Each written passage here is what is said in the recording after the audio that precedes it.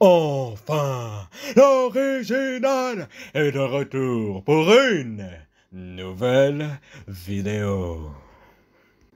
Donc du coup, dans cette vidéo, on va parler des gimmicks et de la personnalité des catcheurs qui porteraient ces gimmicks. Donc du coup, on est à un point dans le catch où les catcheurs qui nous sont présentés sont de moins en moins profonds dans la manière dont ils sont écrits, dans la manière dont ils interagissent et dans la manière dont ils sont présentés. Parce que là, en fait, on est à un point où à peu près chaque heal dans le roster, on peut les différencier de deux catégories. Soit c'est un heal qui est extrêmement arrogant et qui est ultra confiant de soi-même, soit c'est un heal qui est H24 énervé. Et je vais donner du coup un exemple. Par exemple, Santos Escobar, ça c'est un heal qui est ultra confiant de soi-même. Par exemple, Rusev, ça c'est un heal qui est extrêmement énervé. Par exemple, Drew McIntyre, ça c'est un heal qui est, encore une fois, extrêmement énervé. Donc voilà en fait. Tous les heals que tu as dans le roster, tu peux les catégoriser dans ces deux critères. Genre par exemple, Carmelo Hayes, The Miz et Grayson Waller, tu peux les mettre dans la catégorie des heals qui sont archi confiants de eux-mêmes. Et genre ça passe bien si t'en as juste quelques-uns qui le font et qui le font bien, comme par exemple The Miz que je viens de citer. Mais quand t'as genre tout le roster qui le font, genre là, t'as juste aucune diversité en fait. T'auras juste une bande de catcheurs qui sont là et qui sont extrêmement génériques, et quand tu vas les mettre dans des storylines, ils vont juste interagir de la même manière que n'importe quelle autre personne en fait. Ils vont pas interagir de manière différente qu'une autre personne. Parce que franchement, faire ça, c'est juste flemmard en fait. Genre c'est juste, tu donnes à quelqu'un le personnage de heal numéro 3, tu donnes à quelqu'un le personnage de heal numéro 4, et tu donnes à une autre personne le personnage de heal numéro 5. Il y a vraiment rien d'original en fait. Et ça crée plein d'inconsistances en fait. Parce que genre si t'as quelqu'un comme Santos Escobar qui est en train de jouer le gars arrogant, malgré le fait qu'il perd littéralement tous ses matchs à la télé, avec Humberto et Angel Garza, genre ça fait aucun sens. Genre le gars il est censé se dire, putain, je devrais essayer de gagner ce match et éviter de me faire virer en fait. Alors que le gars il vient juste comme ça, il est en mode, c'est notre moment maintenant. Genre, comment ça c'est ton moment? Genre tu fais que perdre tous tes matchs. C'est quoi ce bordel encore? Genre tu peux pas continuer à faire jouer le personnage arrogant à certaines personnes si tu les bookes comme de la merde. Genre ça marche juste pas. Genre Carmelo Hayes, il a aucune raison d'être archi arrogant s'il perd tous ses matchs en solo en fait. Genre Santos Escobar, il a aucune raison de jouer le gars arrogant alors que sa staple c'est juste un désastre complet en fait. Donc le gars il fait perdre tous ses matchs, il est en mode ouais, c'est notre moment maintenant. Ouais, on est champion tag team de la AAA. Y'a personne qui en a à faire. Genre limite, juste les mettre champions par équipe de la AAA, Berto et Angel Garza, ça littéralement enterre la AAA. Parce que il faut perdre tous les matchs qu'ils ont eu à SmackDown et maintenant on est censé prétendre qu'ils sont intéressants parce qu'ils sont champions de la AAA. Mais ça fait juste l'effet inverse en fait. Et du coup, pour l'exemple du type qui est énervé H24, donc du coup, Drew McIntyre est le parfait exemple de ça en fait. Genre Drew McIntyre, genre le gars il s'est enfermé dans une boucle en fait, où genre il rentre dans des feuds avec des gens, puis après quand il se fait screw, il part, puis après il rattaque ces gens, puis après quand il perd un match contre ces mêmes personnes, il disparaît encore une fois, puis après il revient, et puis on est censé prétendre que c'est un nouveau Drew McIntyre. À un moment, va te faire voir un moment. Un moment, repense à ta putain de situation, repense à ce que tu fais, et rentre avec une nouvelle gimmick, avec une nouvelle personnalité là. Parce que là, tu peux pas continuer à faire ça. Genre, le booking de Drew McIntyre, c'est un désastre. C'est un désastre. Genre, tu peux pas continuer d'être énervé H24 si genre tout ce que tu fais c'est faire la même chose et puis perdre et genre te plaindre en fait parce que genre tu t'attends à un nouveau résultat. Genre Drew McIntyre, c'est la définition de la folie. Genre le gars, il répète la même chose encore et encore en pensant que ça va donner un nouveau résultat en fait.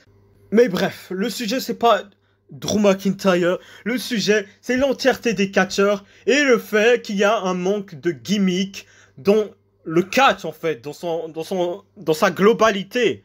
Genre les catcheurs sont trop génériques en fait. Et c'est pas que les heels, c'est aussi les faces en fait. Genre en fait les faces, genre la manière dont ils sont portrayés, c'est littéralement, ils sont amis avec les autres, ils sont amis avec l'un, ils sont amis avec l'autre. Ah, on est des amis. Genre, en fait, Sami Zayn, littéralement, en fait, lui, le gars, c'est...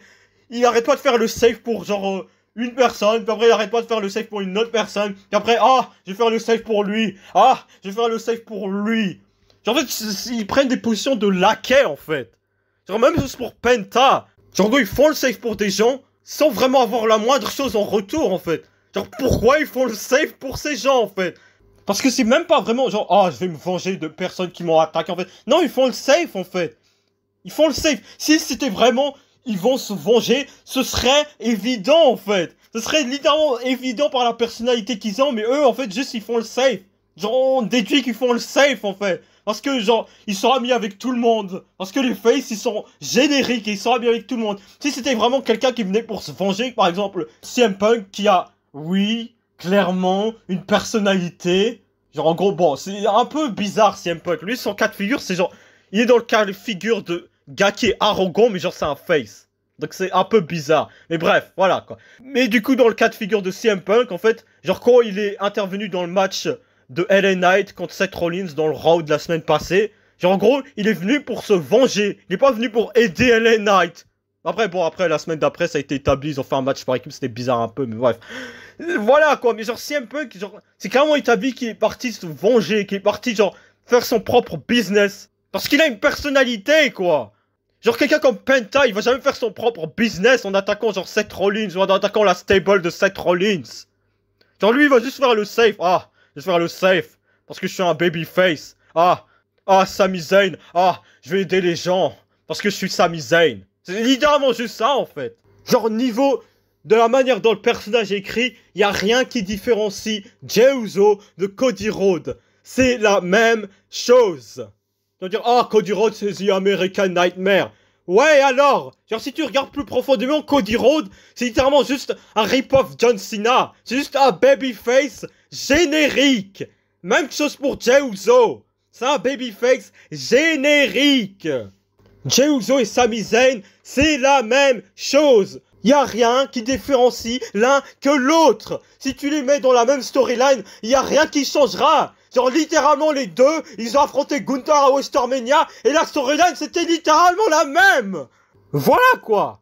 C'est ça qu'il y a dans le main event en fait. Mais bref, je vais introduire un autre sujet parce que directement, la vidéo m'a été inspirée de la vidéo que j'ai vue de Mr. Review dans sa review du coup du show TNA Emergence. Et du coup, dans cette vidéo, il a parlé du personnage de Trick William et du fait que c'était assez générique en fait. Et aussi bizarre dans le sens où genre il agit de manière arrogante alors que le gars genre il est littéralement dans le centre de développement quoi. Et qu'il a aucune raison de jouer un rip-off de The Rock, un rip-off de John Cena, bref. Et je suis entièrement d'accord. Trick William, il a zéro raison de jouer ce genre de gimmick, en fait. Pour les mêmes points que, genre, Santos Escobar, il est arrogant alors que le gars, il fait que perdre. Genre, Trick William, c'est un type qui a NXT. C'est un type qui est dans le centre de développement. Et le gars, il pense que, genre, c'est une méga star, comme ça, genre... Genre, attends juste que tu sois mis, genre, dans le main roster et que, genre, tu sois forcé à refaire équipe avec Carmelo Hayes et échanger des victoires et des défaites avec DIY et Fraxium. Attends juste ça. Parce que ce sera littéralement la trajectoire de carrière de Trick William. En tout cas, si Triple H est toujours à la charge du booking. Parce que Triple H, il sait pas ce qu'il fait, en tout cas, dans le main roster, il sait pas ce qu'il fait, il sait pas booker. Mais c'est pas le sujet. En tout cas, toutes les personnes qui ont été appelées dans le main roster et qui viennent d'NXT, la manière dont ils ont été traités, c'est un désastre. Il n'y a aucune personne d'NXT qui est dans une position incroyable maintenant. Genre, la meilleure personne, et je vais pas compter les meufs, c'est Bron Breakker. Et Bron Breakker, genre, c'est la quête Seth Rollins, quoi. Donc voilà, quoi. Trick William, faudra pas s'attendre à... Oh, il sera en train de challenger Cody. Non, ça va pas se passer. Genre, le gars, il sera forcé à refaire équipe avec Carmelo Hayes. Faut pas s'attendre à quelque chose d'autre. Genre, Carmelo Hayes, il sera plus quoi faire de lui après que, genre, The Miz aura tourné sur lui, probablement, et ils vont le mettre en équipe avec Trick William. Et ce sera ça, en fait. Et c'est même pas que j'aime pas Trick William, en fait. C'est juste que, genre, en mettant, genre, des gimmicks qui sont génériques, en fait, genre, il l'aide pas du tout. Et genre, cette gimmick, c'est juste... stupide, en fait. C'est ridicule. Genre, c'est une gimmick qui est juste flemmard et idiot, en fait. Parce que non seulement c'est flemmard, parce que genre, n'importe qui a cette gimmick dans le main roster et à NXT même. Et en plus de ça, c'est juste idiot parce que le gars, il se trouve dans le centre de développement, en fait. Et il se prend pour une star. Dans le centre de développement. Donc voilà, quoi. Parce que la mentalité, en fait, de chaque catcheur à NXT, en fait, ça devrait se dire, ah, je devrais faire mon meilleur, en fait, pour un jour rejoindre le main roster. Et là, il y a juste des catcheurs comme ça qui sont amenés de l'élite, comme ça, et ils sont en mode positionnés à NXT, ils sont en mode contents d'être à NXT, en mode, ouais, c'est bon, je suis à NXT, je suis une star. Genre, non, en fait. Genre, t'es juste un jobber, en fait. Genre, t'as juste mis à NXT parce que, genre, t'es pas assez bon pour le main roster. Genre, tous les Ricky Saint, les Ethan Page. Genre, tu crois qu'ils sont pas à Raw ou SmackDown, pourquoi? Parce qu'ils sont pas assez bons pour Raw et SmackDown, tout simplement. Genre, s'ils allaient là, ils seront pas quoi foutre d'eux, parce qu'ils sont juste pas assez bons. Genre, ils ont choisi Rey Fenix et Penta à mettre dans Raw et SmackDown au lieu de Ricky Stark et Ethan Page. Ça dit tout ce qu'ils ont comme aspiration pour eux dans le futur, en fait. Donc voilà, je m'égare. Trick Williams, ça l'aide en rien du tout d'avoir une gimmick pareille. Surtout dans la manière dont il est pushé avec le fait qu'il soit champion de la TNA et tout ça, et qu'il est en feud avec la TNA, vu que c'est un gars d'NXT, que c'est un outsider. Et qu'il s'attire, genre, toutes les légendes à son dos, toutes les personnes à son dos, en fait. Genre, ça l'aide pas d'avoir une gimmick comme ça. Genre, il apparaît comme, genre, le dindon de la farce.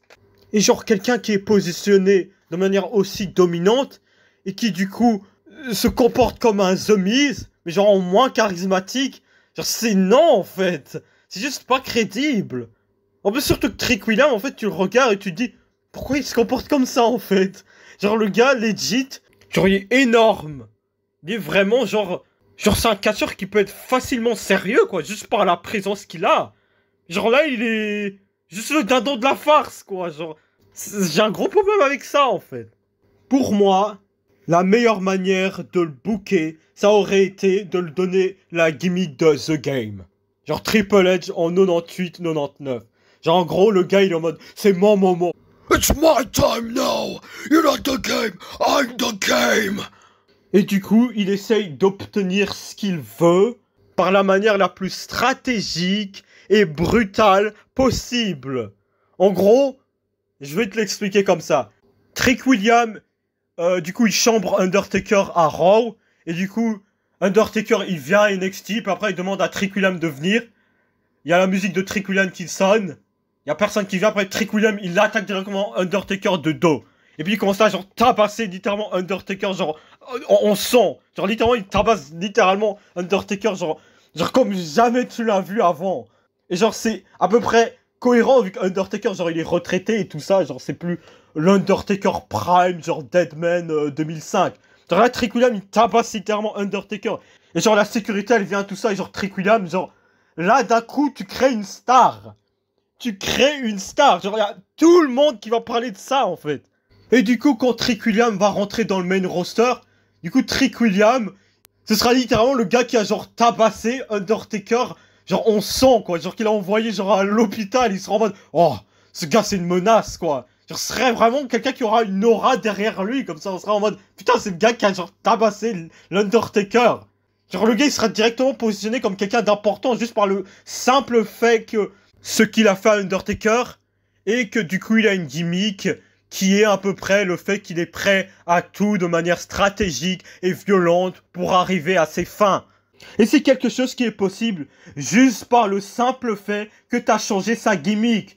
Mais vu que Trick Williams, il a cette gimmick de gars arrogant qui pense que c'est une méga star, en gros, il va jouer le The Miz, il va jouer le Grayson Waller, il va jouer le Santos Escobar. Et du coup, quand il sera confronté à Undertaker, Undertaker va juste le prendre par la gorge et puis le choc slam, quoi.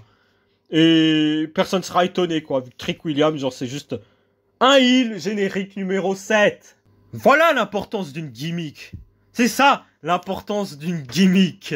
Tu peux pas juste prétendre que Trick Williams est une star et que donc, du coup, quand il rejoindra le main roster, il est toujours cette arrogance, malgré le fait qu'il a littéralement juste rien accompli, en fait. Il n'a rien établi à NXT. C'est pas parce que tu gagnes le championnat NXT que waouh, on est censé prétendre que tu seras une star dans le main roster. Bobby Roode a gagné le championnat NXT, ça menait à rien dans le main roster. Samoa Joe a gagné le championnat NXT, ça menait à rien dans le main roster. Shinsuke Nakamura a gagné le championnat NXT, ça menait à rien dans le main roster. Neville a gagné le championnat NXT, ça a mené à rien dans le main roster. Je peux continuer encore et encore. Johnny Gargano, Thomas Ciampa, Adam Cole. C'est toutes des personnes qui ont juste gagné des titres, mais qui n'ont rien développé d'autre pour les rendre vraiment intéressants. Donc c'est pour ça que je demande que la WWE doive investir les catcheurs à les préparer à être intéressants pour se confronter au main roster. Mais bon, après, vu que Triple H est à la charge, il y aura toujours du favoritisme, donc je peux pas prétendre que genre Trick William sera prêt pour le main roster dans tous les cas. Je pense qu'il y a plus de qualité que d'autres catcheurs, mais ça reste à voir. Et moi je vous dis à plus, parce que c'était tout ce que j'avais à dire. Bref.